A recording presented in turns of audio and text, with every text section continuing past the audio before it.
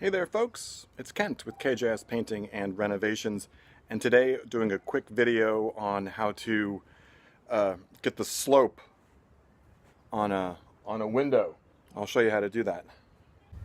You take a simple angle finder and you just sort of put this on the windowsill in this instance, and if you get in and look at it, that's at about 15 degrees.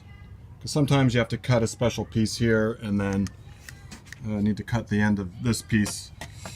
It just sits down. I'd like that to be the right angle. So you take your Skil Saw,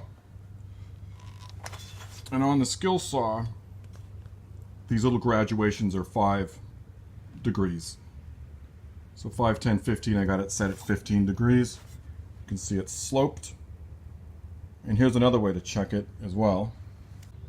Now if you have enough room and you can get the saw on there after the saw is set, if you get down, sort of rock it until it's really set, and then if you look at the blade, it should be fairly parallel with the plumb part of the sill going down.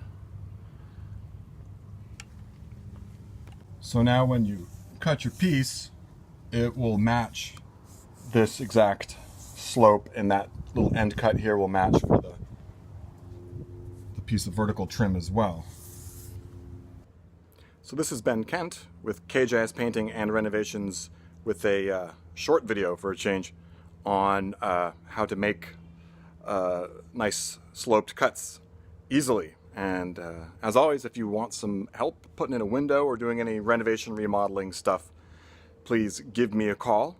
And feel free to donate if you would like on PayPal. You see my information at the end of this. So yeah, thanks for watching my videos.